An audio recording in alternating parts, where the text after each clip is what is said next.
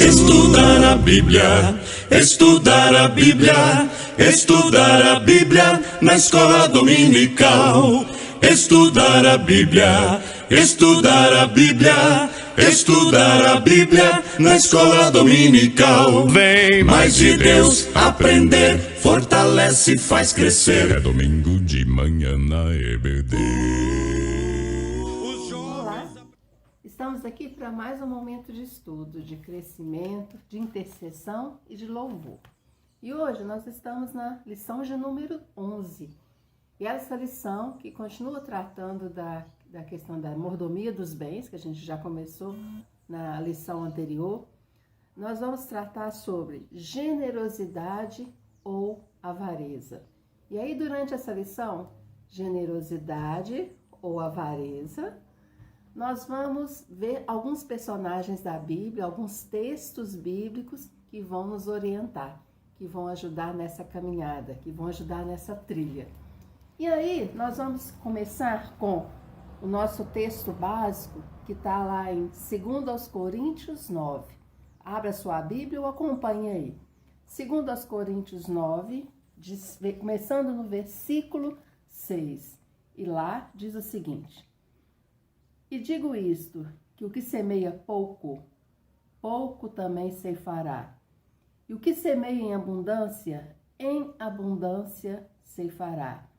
Cada um contribua segundo propôs no seu coração, não com tristeza ou por necessidade, porque Deus ama ao que dá com alegria. E Deus é generoso para fazer abundar em vós toda a graça, a fim de que, tendo sempre em vós toda a suficiência, abundeis em toda a boa obra, conforme está escrito: espalhou, deu aos pobres, a sua justiça permanece para sempre. Ora, aquele que dá a semente ao que semeia, também vos dê pão para comer, e multiplique a vossa sementeira, e aumente os frutos da vossa justiça, para que em tudo enriqueçais para toda a beneficência, a qual faz que por nós se dêem graças a Deus, porque a administração desses serviços não só supre a necessidade dos santos, mas também é abundante em muitas graças que se dão a Deus. E aqui nós vamos parar nesse versículo 12. E é esse texto que vai orientar o nosso estudo hoje. E vamos começar então a ver o que o dinheiro representa, né? O valor do dinheiro na nossa vida, a posição do dinheiro na nossa vida. Continuando ainda, né, a sequência da semana passada, do estudo anterior, né?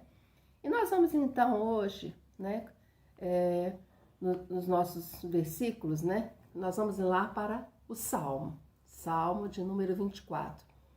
Esse livro, né, que tanto nos orienta nas diversas situações da nossa vida. E aqui, Salmo 24, versículo 1, diz o seguinte: Do Senhor é a terra e a sua plenitude, o mundo e aquele que nele habitam. Então, do Senhor é tudo. Ele fez, inclusive nós, que somos mordomos. Então, aqui já começa orientando, dando algumas pistas para a nossa jornada, né? Do Senhor é a terra, do Senhor é o ouro, do Senhor é a prata, do Senhor são os bens. Nós estamos sempre... E do Senhor também é o quê? Somos nós. Nós somos criaturas, nós somos filhos dele. E aí, então, nós vamos para 1 Crônicas 29, versículo 11. Tua é, Senhor, a magnificência, o poder e a honra, e a vitória e a majestade, porque teu é tudo, quanto há nos céus e na terra. Teu é, Senhor, o reino, e tu te exaltaste por cabeça sobre todos. Então a gente tem que lembrar de tudo. A gente tem que lembrar o que começa falando desse versículo aqui. Tua é, Senhor, a magnificência, o poder, a honra e a vitória. A Deus pertence tudo. E agora, nesse momento da nossa lição, nós vamos chamar, né? Ou seja, nós vamos ter como companheiros aqui da nossa lição alguns personagens da Bíblia. E esses personagens da Bíblia, eles vão nos ensinar algumas coisas.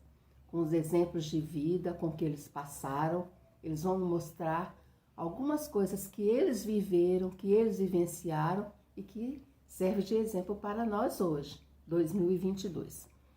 Então, nós vamos lá para 1 aos Reis, nesse livro, né? 1 aos Reis, versículo 21, de 1 a 4. E nesse texto é interessante que nós vamos ter aqui alguns personagens muito interessantes da Bíblia, né? E aqui nós vamos ter Acabe, o rei Acabe, né? Que ele tinha tudo, mas sempre quer mais, né? E aí entra a questão do quê? Da avareza. Ele já tinha tudo em suas mãos, mas ele olhou assim ao redor e falou assim, o que eu tenho é pouco, o que eu tenho é pouco, eu quero mais, eu quero o quê? Eu quero ali o que meu vizinho tem, eu quero ali o que o meu vizinho tá ali, aquilo que representa tanto para o meu vizinho, eu quero aquilo também. E é interessante que ele não só quis o que não pertencia a ele, né? Aquela coisa do olho grande, mas ele entrou em ação. Ele, no seu coração, né?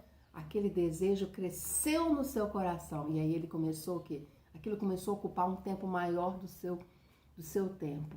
Ele o quê? Partiu para uma negociação.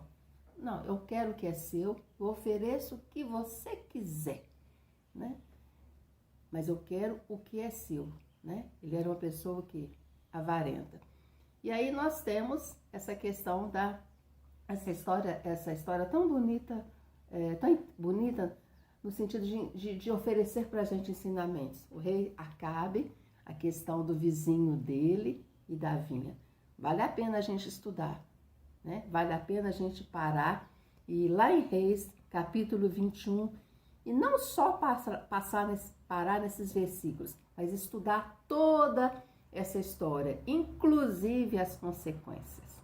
As consequências, né, dessa avareza dele. O que ele fez, o que aquilo representou na vida dele, e o que realmente, né, a ação de Deus na vida desse homem.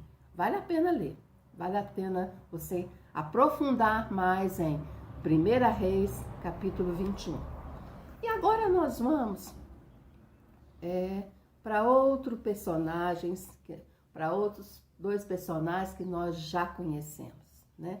Nós vamos para dois personagens que agora já estão lá em Atos dos Apóstolos. E aqui é interessante que esse livro, o Atos dos Apóstolos, mostra a questão do início, né? Do início ali, a questão de como os apóstolos, as pessoas, né? As igrejas foram surgindo, a prática, a fé, né? A fé que não ficava, né? Ela entrava em ação, entrava a questão das obras, né? Porque a fé sem ação, né? O que ela é?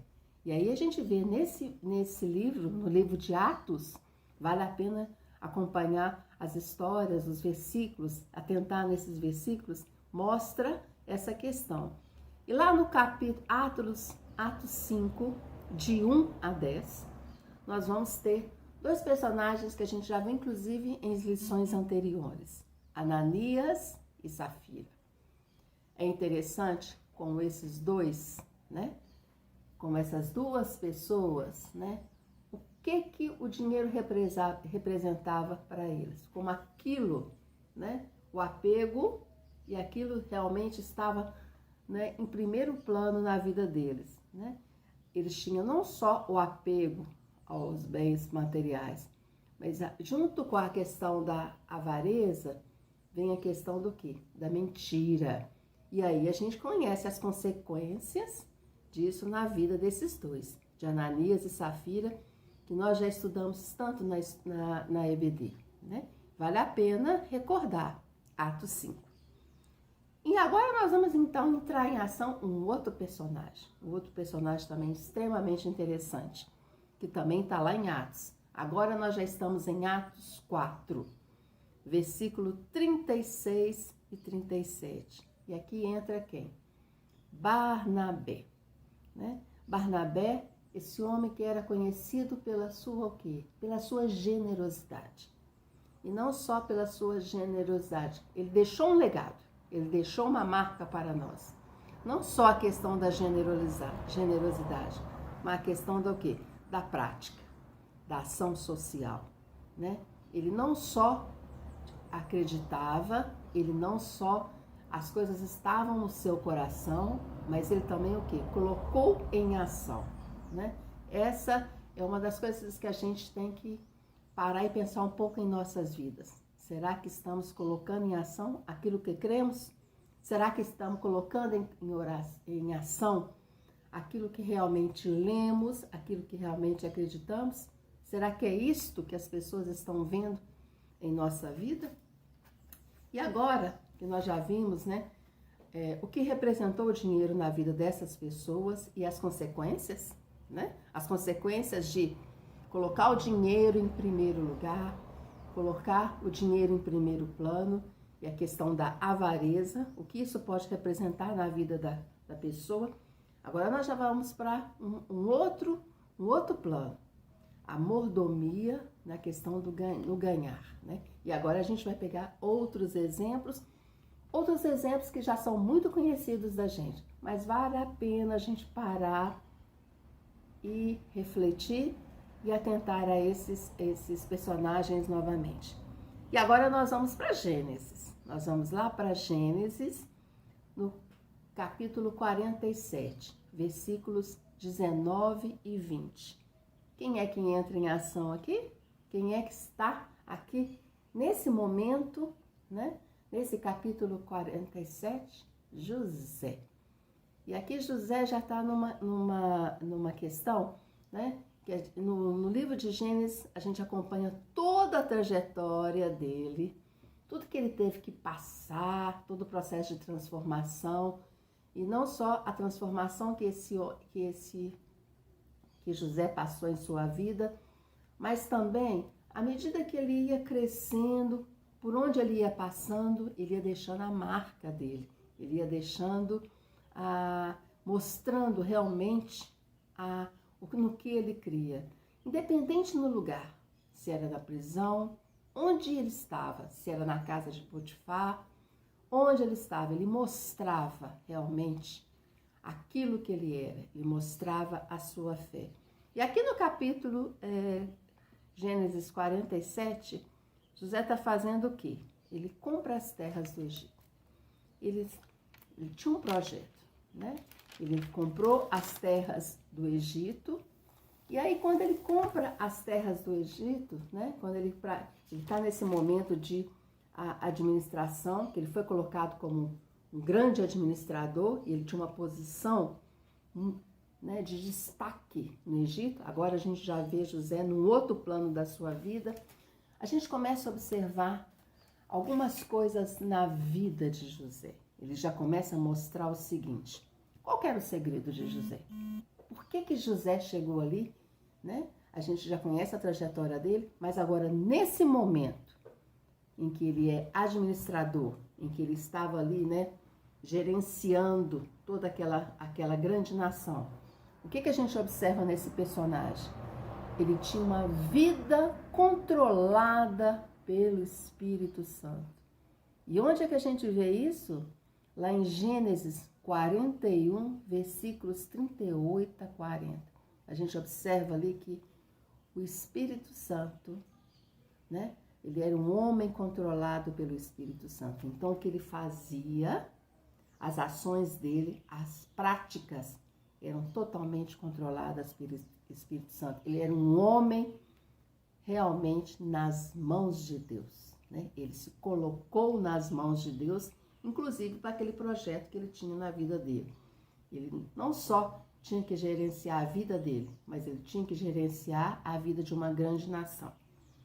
Qual era o segundo exemplo? Qual era o segundo segredo de José? Nós estamos agora lá em Gênesis 47, versículos 20 e 23. A gente vê que José não só era um homem controlado pelo Espírito Santo, mas ele sabia administrar, né? Ele pedia até, inclusive, ele tinha sabedoria para o quê? Para fazer as coisas, para planejar. Ele, na realidade, ele sabia o que aquele grande povo ia passar, o que aquela grande nação ia passar. E sabendo, né? A gente sabe a história de José, sabendo realmente o que aquela nação ia passar, o que esse homem faz? Ele coloca o quê? Ele começa a se organizar. Ele organiza a vida dele, da família, e não só da família, né? Porque na realidade a gente imagina que a família dele também devia estar vivendo esse grande projeto dele. Ele organiza a vida da nação, ele põe a nação em ação, né? E aí a gente vê a importância, né, dos líderes, a importância de pessoas guiadas por Deus, liderando o seu povo, liderando uma nação. E aí, meus queridos, nós vamos ver outro aspecto na vida de José, né? A gente vê que era um homem controlado pelo Espírito Santo, era um homem que tinha uma questão ele administrava, né? Ele estava administrando uma grande nação, mas aqui a gente vê um outro aspecto, a questão da generosidade. E nós estamos agora em Gênesis 47, versículos 11 e 12. Parte desse texto diz o seguinte: José sustentou de pão a seu pai, seus irmãos e toda a casa de seu pai, segundo as suas famílias. Então, o que esse homem de Deus fez? Ele pôs a fé em ação. Ele tinha um passado, ele tinha toda uma questão, inclusive com essa família. Ele tinha uma questão, né, de um passado complicado com essa família. Mas nesse momento, já em Gênesis 47, a gente já vê esse homem de Deus em um novo momento da sua vida. Qual é esse momento?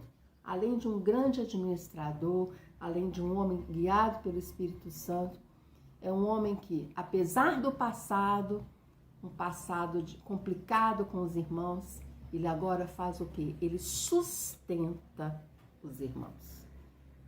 Ele pega essa família, né? Ele, né, tem é um momento de reconciliação, né?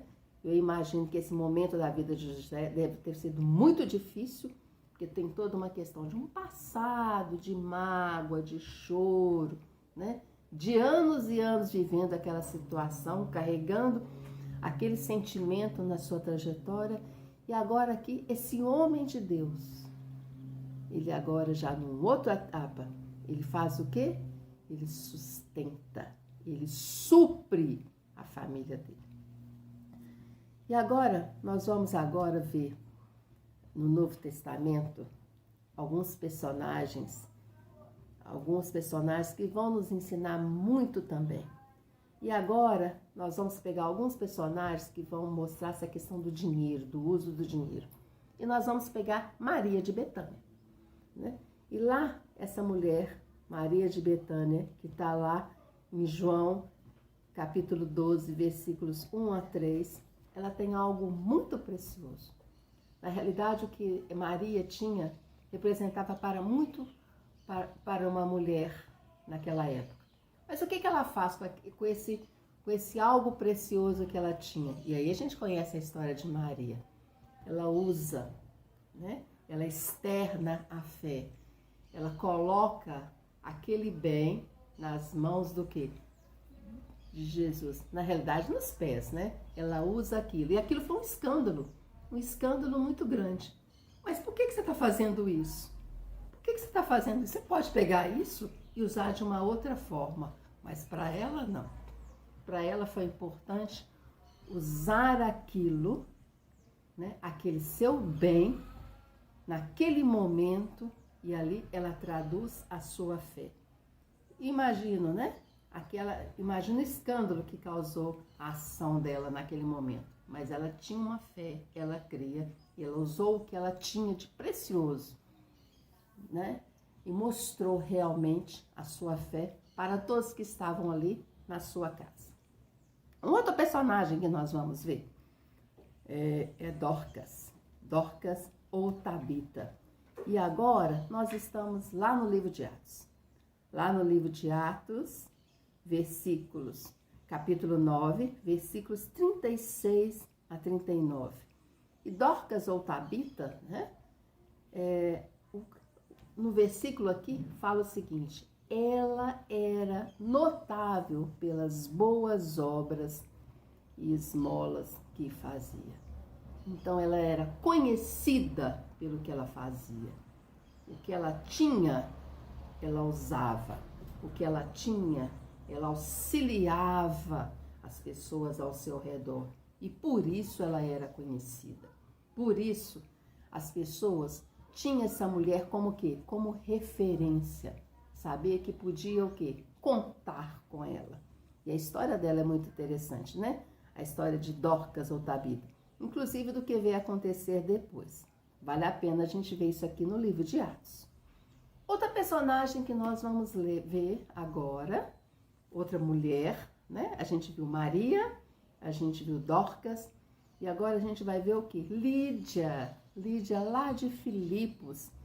Ela era uma o quê? Uma vendedora de púrpura. Ela era uma comerciante. E lá, em Atos 16, nós já estamos no livro de Atos 16, versículos 14 e 15. O que ela fazia? Essa mulher que tinha bens, que era uma negociante na época. Ela hospedou os missionários em sua casa. Ela recebeu a ação missionária, missões. Ela tinha missões em seu coração.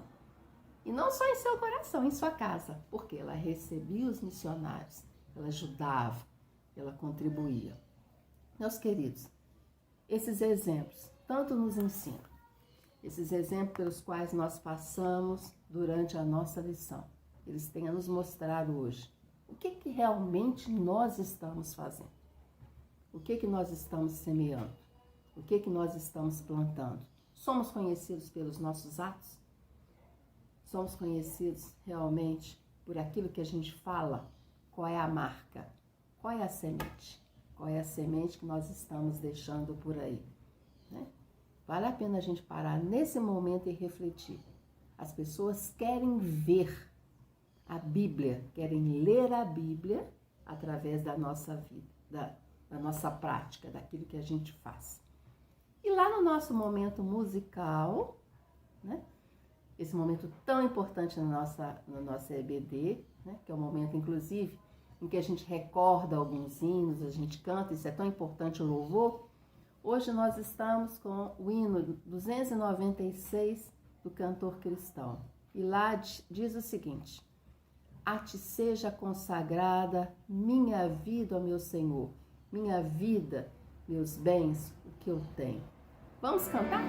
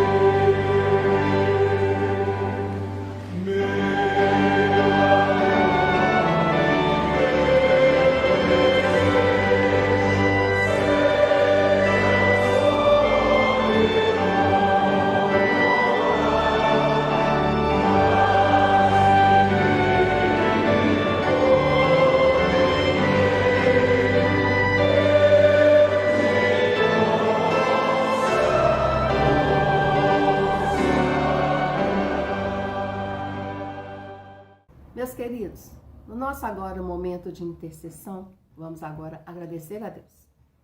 Vamos agradecer a Deus pelo aquilo que temos, pelo aquilo que recebemos, pela vida, né? Vamos agradecer porque estamos no mês de setembro, né?